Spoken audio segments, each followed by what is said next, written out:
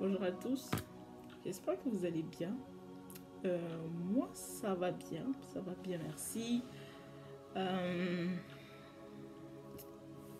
Je stressais avant de faire cette vidéo. Pourquoi? Parce que depuis un certain temps, le Seigneur me met à cœur de donner mon témoignage de ce que j'ai vécu, comme de ce qui s'est passé dans ma vie et tout. Puis vraiment, je vous avoue, c'est pas facile. C'est pas facile, genre ce qui m'est arrivé, pas ça, mais c'est pas facile d'en parler, comme, c'était compliqué. Bref, for my English people, you can just activate the subtitles in English just with the bottom right hand at the corner. Donc c'est ça. Donc le Seigneur me met à cœur de partager mon témoignage. Je vais pas tout dire aujourd'hui parce que je connais la génération d'aujourd'hui. On n'est pas, ça tente pas de faire 1 heure sur un témoignage, ou pas que ça ne me tente pas, mais comme aujourd'hui on est tellement dans une génération fast food qu'on n'aimerait pas faire comme 2 heures ou 1 heure à regarder un témoignage. Mais c'est ça, comme j'avais vraiment à cœur de témoigner. C'est vraiment le Seigneur qui me le mettait à cœur. Puis plus je parle, plus j'ai l'impression que je me sens à l'aise. Donc c'est ça. Donc je vais utiliser ça en plusieurs parties. Puis en fait, je vais parler de ce qui m'était arrivé. Si vous me trouvez en train de pleurer, c'est que ça remonte en fait. Mais le maximum, ça serait 10 minutes. Donc, ça serait comme 10 minutes de ton temps. Ça pourrait comme t'édifier. Puis, ça pourrait te bénir aussi. Parce que je t'avoue que c'est pas facile. C'est bien qui m'a pratiquement pas forcé. Mais je sais que c'est la volonté du Seigneur de le faire. Je sais que c'est le moment de parler. Puis, je sais que ça va parler à au moins une personne. Vraiment, au moins une personne. Puis cette personne-là, si tu te reconnais, je sais pas c'est qui, mais je sais que ça va parler à au moins une personne. Puis cette personne-là, si tu te reconnais, moi je te dirais que le Seigneur t'aime beaucoup. Pourquoi je le dis? Parce que, comme je fais dire depuis le début de la vidéo, c'est vraiment pas facile ce que je vais dire, mais c'est ça. Mais il faut que je le dise. Bon, alors dans le vif du sujet. Donc c'est ça, je vais vous parler de mon témoignage, de ce qui m'est arrivé. Vous n'êtes pas obligé de me croire, ou vous pouvez me croire aussi, ça ne me dérange pas, ça change rien à mon histoire, ça change rien à ce que j'ai vécu. Puis si je raconte ça, en fait, c'est comme j'ai dit depuis le début, c'est pour une personne. Ça peut être pour édifier une personne, ça peut être le fait qu'une personne va se reconnaître dans ce que je vais dire. Mais vraiment, moi, je suis quelqu'un, la plupart des gens qui me connaissent, je m'en fous de la vie des gens. Donc, c'est ça. C'est juste que je n'aime pas comme exposer ma vie en tant que telle. Mais sinon, c'est ça. Donc, on va aller dans le vif du sujet. Puis, la première partie que j'aimerais parler dans mon témoignage, parce que j'ai vécu beaucoup de choses en 27 ans. C'est ça, la première partie que j'aimerais parler de mon témoignage, ça serait l'inceste et l'abus sexuel que j'ai subi quand j'étais petite.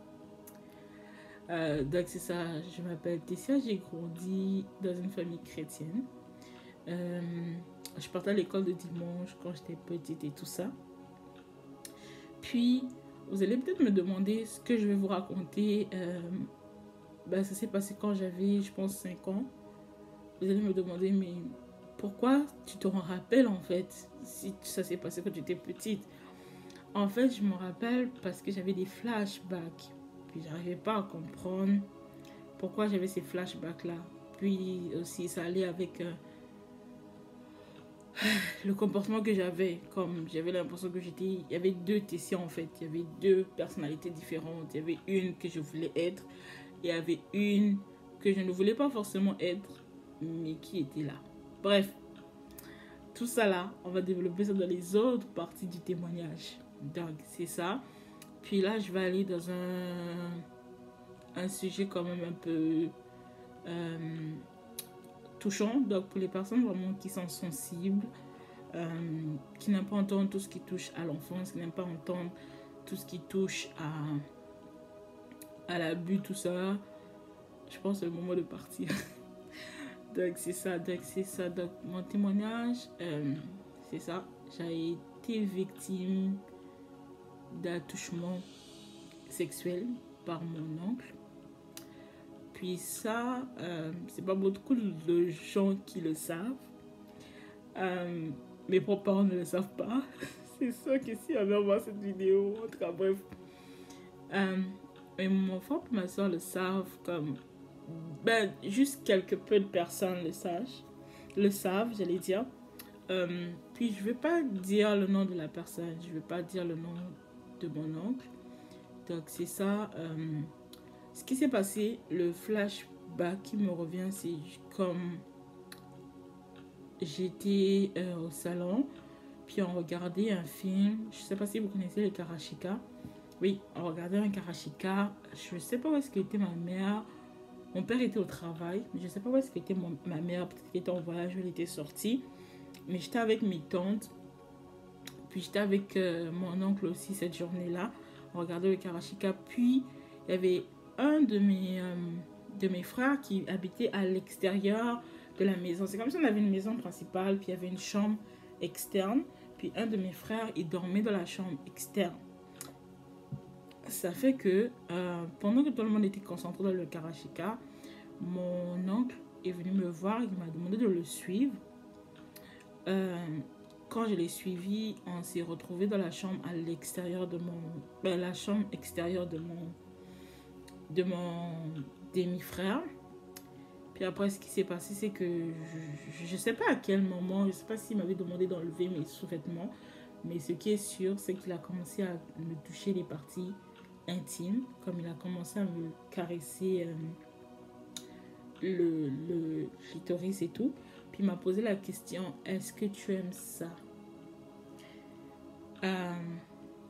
Je sais pas ce que j'avais répondu là-bas parce que j'avais 5 ans, je me rappelle pas de ce que j'avais répondu aussi.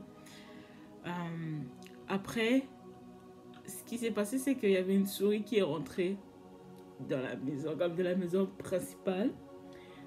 Puis cette souris-là a fait ce que mes tantes qui regardaient... Désolée. Oui. Cette souris-là a fait ce que mes tantes qui regardaient le Karashika sont venues chercher mon oncle pour lui demander de chasser la souris en fait. Puis je dirais que c'est un peu ça qui a stoppé son élan. C'est un peu ça qui a arrêté, parce que moi je pense que s'il n'y avait pas cette souris là, il allait peut-être aller plus loin que ce qu'il avait déjà commencé en fait. Ça fait qu'après l'affaire de la souris, le Karashika était fini. Ça fait que on était plus reparti dans la chambre extérieure de mon frère qui habitait là-bas. C'est ça. Et puis après, ce que ça a créé, ça a ouvert une porte en fait. Ça a ouvert tellement de portes. C'est comme j'ai dit, la plupart des choses vont venir dans d'autres parties de mon témoignage, mais ça a ouvert tellement de portes que si c'était pas le Seigneur, je pense pas que j'allais être encore en vie en date d'aujourd'hui. Donc c'est ça que je voulais parler pour la première partie. Puis vraiment... la première porte que ça a ouvert, c'était l'inceste. L'inceste qui a suivi, c'est que il y a eu un deuxième abus, mais pas venant de la même personne, pas venant de mon oncle, mais ça venait de mon cousin. Je sais pas trop, de ce que je me rappelle, c'est que on habitait dans une maison, on n'avait pas beaucoup de chambres, mais il y avait des gens qui venaient souvent passer des vacances chez nous. Puis mon frère et moi, on dormait dans la même chambre, mais c'est juste que lui dormait, il y avait des lits superposés, lui dormait en haut, moi je dormais en bas. Puis mon cousin en question était venu pour les vacances, Puis, je me rappelle plus où est-ce qu'il était supposé dormir. Moi aussi, je me rappelle plus où est-ce que j'étais supposé dormir. Mais en tout cas, à un moment, je me rappelle, on s'est retrouvés sur le même lit en bas, où moi je dormais. Puis moi, je dormais, je regardais la porte, en fait. Je donnais dos au mur. Puis après, un moment, je sais que lui, il était derrière moi. Parce que je sais pas si je dormais ou j'étais éveillée, je me rappelle plus. Mais de ce que je me rappelle, c'est que j'avais senti son appareil génital comme toucher mes fesses. Donc c'est comme si il était assez proche de moi pour essayer de me pénétrer par l'anus. Ben, peut-être ça c'est trop dit, mais en tout cas je le sentais. Ok, sûr, je le sentais à travers mes fesses. Après, je sais pas ce qui s'est passé par après. Pour ça, je me rappelle plus. Je me rappelle juste de cette partie-là. Donc, c'est ça, ça a ouvert la porte à l'inceste. Donc, il y a eu ce que je vous ai expliqué. Après, ce qui a suivi, c'est que avec mon cousin, c'était pas le même cousin, c'était un autre cousin du côté de ma mère. Je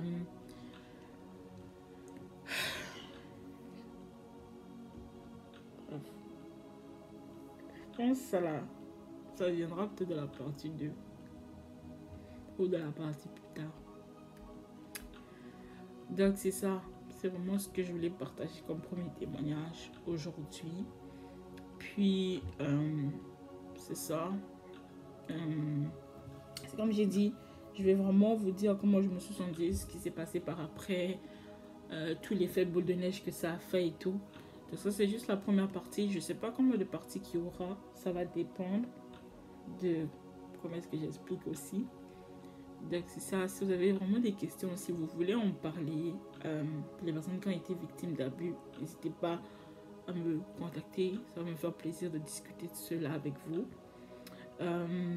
Si vous voulez comme m'écrire pour me dire je suis désolée, vous pouvez, mais c'est comme j'ai dit depuis le début, c'est pas vraiment pour susciter la pitié en fait. Si je vous explique ça, c'est vraiment pour réveiller les âmes, c'est vraiment pour que les familles se rendent compte de prendre soin de leurs enfants. J'ai pas dit que mes parents n'ont pas pris soin de moi, mais je dis juste ça en fait, c'est ça. Puis si je le dis, c'est vraiment pour que les gens parlent, comme s'il y a quelqu'un qui a été victime d'abus, qui a envie de porter plainte, que cette personne arrête d'hésiter et qu'elle aille le faire en fait. Que s'il y a une personne peut-être qui a été victime, qui est proche du suicide, je vais dire à la personne là que il y a une solution en fait. Donc au travers de mon témoignage, je vais juste parcourir avec vous et vous dire en fait qu'il y a une solution dans tout ça. Donc je ne sais pas le nombre de personnes qui regarderont la vidéo là, mais c'est ça. Donc merci Seigneur parce que tu m'as mis à cœur de partager mon témoignage. Je prie vraiment Seigneur que si ça parle à quelqu'un, que vraiment que cette personne-là se sente libre, qu'elle se sente libre d'en parler, qu'elle aille voir des spécialistes pour en guérir, Seigneur Jésus. Je prie vraiment, Seigneur, que tu puisses l'accompagner, Seigneur, qu'au travers de ce que j'ai dit, Seigneur, que tu puisses la toucher, qu'elle puisse se rendre compte de ton amour. Merci, Seigneur, pour ce que tu vas faire. Béni sois-tu, Seigneur Jésus. Amen. J'avais dit que j'allais parler pendant 10 minutes, mais ça fait plus. Bref. Bon dimanche. Puis, c'est ça. Chaque dimanche, normalement, il y aura les différentes parties qui s'en viennent.